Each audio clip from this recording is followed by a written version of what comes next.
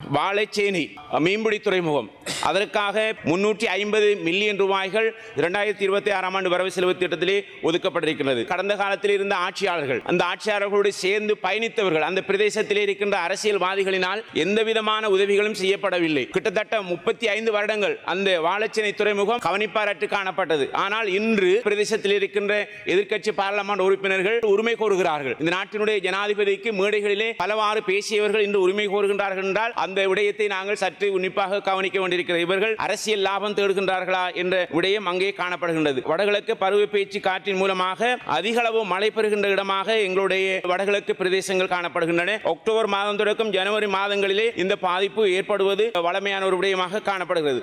கரையோர பிரதேசத்தில் இருக்கின்ற நெல் வயல்கள் பாதிக்கப்பட்டிருக்கின்றன. நீலாவணை, மருதமுனை, பாண்டிருப்பு, கல்முனை, சாய்ந்தமருது, காரதீவு, நிந்தவூர், பாலமுனை, ஒலிவில், அக்கரைப்பற்று, அட்டாளச்சேனை, திருக்கோயில், தம்பிலிவில், தம்பட்டை, பொத்துவில், சாகாமம், சம்மாந்துறை போன்ற பிரதேசங்களிலே பல்வேறு இழப்புகள் தற்போது ஏற்பட்டிருப்பதாக சொல்லப்படுகிறது. சாய்ந்தமருதில் இருக்கின்ற சுனாமி வீட்டு திட்டம் நீரிலே அமிழ்ந்து காணப்படுகிறது. அக்கரைப்பற்று போன்ற பிரதேசங்களிலும் இந்த வெள்ளத்தினால் மக்கள் பாதிக்கப்பட்டிருக்கிறார்கள். அவர்களும் வேறு இடங்களுக்கு அகதிகளாக சென்றிருப்பதாக இன்று காலை மாவட்ட செயலாளருடன் பேசிய போது என்னிடத்திலே கூறியிருந்தார். 2012ஆம் ஆண்டு எங்களுடைய கிழக்கு மாகாணத்திலே இருக்கின்ற எங்களுடைய ஆழ்கடல் மீனவர்களுடைய மீன்களை கொள்ளையடித்தார்கள்.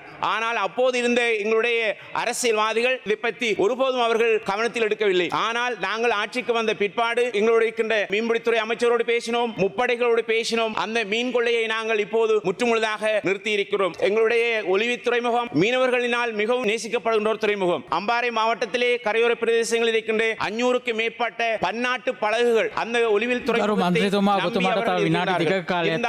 கடந்த காலங்களிலே அந்த துறைமுகம் திட்டமிடப்படாது, அதுக்குரிய ஏற்பாடுகளை செய்யாமல் துறைமுகத்தை அமைத்தபடியினால் இன்று அந்த துறைமுகம் மூடப்பட்டிருக்கிறது. இந்த அரசாங்கம் இந்த துறைமுகம் தொடர்பாக மிக நீண்ட பேச்சுவார்த்தைகளை நடத்தி கொண்டிருக்கின்றது. ஜனாதிபதியோடு சம்பந்தப்பட்ட அமைச்சர்களோடு நாங்கள் பேசிக் கொண்டிருக்கின்றோம். எதிர்காலத்திலே இந்த ஒலிவில் துறைமுகத்தை இந்த மீனவர்களுடைய பாவனைக்கு நாங்கள் கையளிப்பதற்கான ஏற்பாடுகள், அதுக்கான நிதி ஒதுக்கீடுகள் எங்களுக்கு தெரியும். இந்த பிரதேசத்தில் இருக்கின்ற இந்த ஆழ்கடல் மீனவர்கள் பொதுவாக நவம்பர், டிசம்பர் மாதம் வருகின்ற போது எங்களுடைய கடல் கொந்தளிப்பாக காணப்படுகின்ற போது மிக நீண்ட தூரம் வாழைச்சேனை போன்ற பிரதேசங்களுக்கு வள்ளங்களை, பன்னாட்டு படகுகளை கொண்டு சேர்க்க வேண்டியிருக்கிறது. இதனால் அவர்கள் பெரும் நஷ்டத்தை எதிர்கொள்வதாக அறியக்கூடியதாக இருக்கிறது. அது மாத்திரமல்ல, எங்களுடைய கிழக்கு மாகாணம், குறிப்பாக அம்பாறை மாவட்டம் கல்மை பிரதேசத்திலே ரேடியோ கம்யூனிகேஷன் சிஸ்டம் ஒன்று அவசியமாக இருக்கிறது. ஏற்கனவே அந்த சிஸ்டம் அங்கே இருந்தது, அது பழுதடைந்ததனால் அதை அவர்கள் இப்போது வேறு இடங்களுக்கு மாற்றி இருக்கிறார்கள் அல்லது அதனை வேறு இடங்களில் திருத்தி பொருத்தி இருக்கிறார்களா என்ற கேள்வி அங்கே இருக்கின்றது. அமைச்சர்களோடு பேசி ரேடியோ கம்யூனிகேஷன் சிஸ்டத்தை எங்களது பிரதேசத்துக்கு கொண்டு வருவதற்கு நாங்கள்